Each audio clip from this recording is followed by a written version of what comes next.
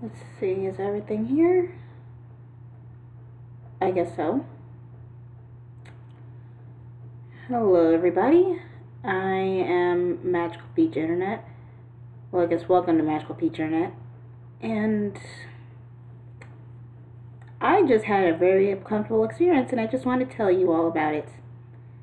As you all can tell, I am a black female college student, 22 years old. I'll be 22 and a week old on Wednesday. And I just got back to my college campus. Isn't that great? And since everything shut down, I decided to go to the dining hall. You know, meet with a few friends that just came back after it's been blisteringly cold. And there's a pen in my yarn. Anyway, I go in, I see one of my friends from Writers Association, and we start talking and sitting, and there's another guy from the club there. We're gonna call him Buford. I can't say his real name because, one, I don't want him to know I was vlogging about him, and two, his name happens to be owned by a cousin of mine and a very, very good friend / collaborator on YouTube, and I don't want it to ruin it for me. Yeah.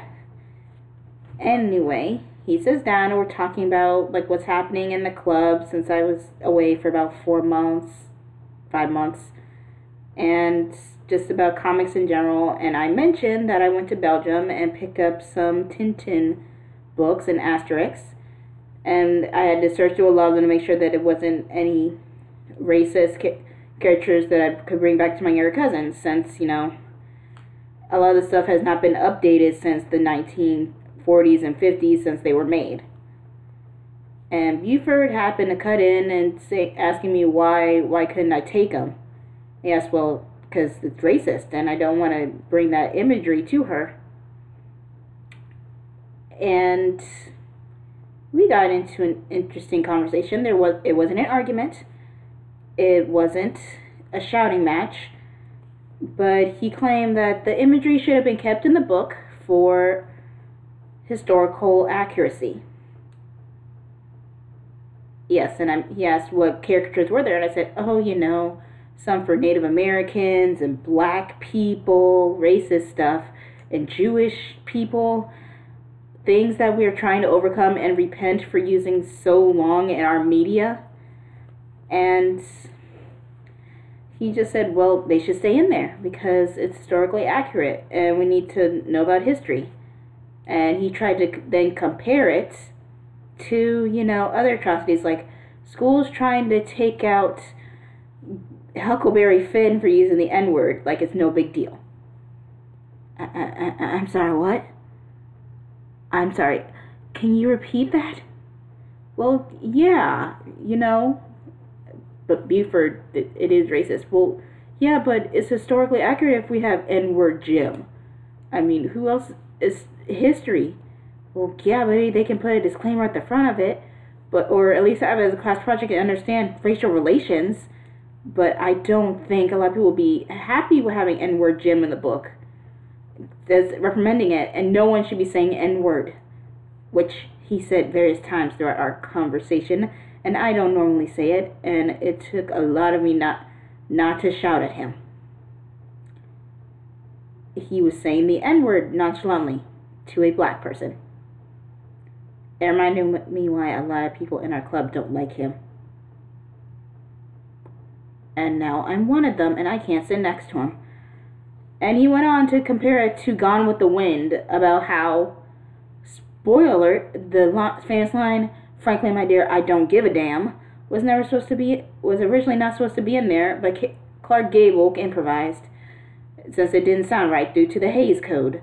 He mistakes the Hays Code for legitimately being, you know, a censorship thing for time to, first of all, the book was not made during the Antebellum period. It was a work of historical fiction, even for 1930s, and even then it was caught up in the upswing of racial relations going on during that time. Second of all, what does film history have to do with taking the N-word out of N-word gym and trying to find a good book for a 9-year-old that doesn't have race relations in it? That's used as a joke. And our mutual friend that was there decided to leave as he saw I was getting uncomfortable. And let me reiterate, these two guys were white. One of them, who I'm better friends with, his name is... I'm going to call him David. David left because he had things to do, and I should have followed him then, but I decided to push the guy's buttons a little bit more and see how far down this racism thing actually goes. And then he happened to bring up the statues that were torn down for 2015 and 2016 celebrating the Antebellum movement. And I mentioned that's because they were put up not during the time of the Civil War, but afterwards, when race relations and civil rights were in the upswing. They were put to combat that, and he said that they should be kept as a reminder of the time period. No, they shouldn't. In fact, taking them down is one of the most respectful things you can do, and the fact that so many people rally behind it in order to, respect human rights not being taken away from a marginalized population. Oh gosh, I'm thinking to myself, I'm actually sitting here with a guy that is probably part of the alt-right. Because he was kept going on and trying to hide his racist views behind culture of the times and that it is accurate. Well, right now what is accurate is that people don't get lynched or mobbed or beaten up because of the way that they look or how they're born. Okay, and to be fair, this guy, he fits the profile of the stereotypical cis male who I not actually had the honor, or should I say dishonor, of being in the presence of until today. Neckbeard, fedora, female genitalia cleaning hairstyle and all. This is him.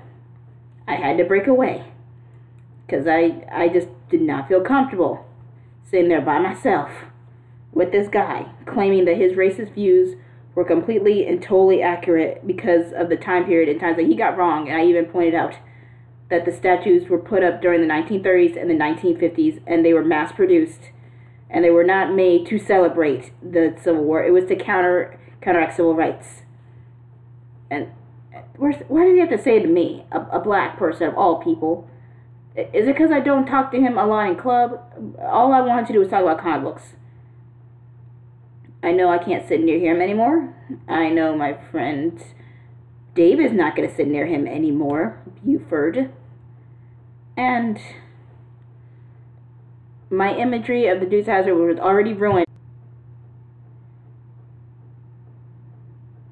Sorry about that. I hit something on my laptop.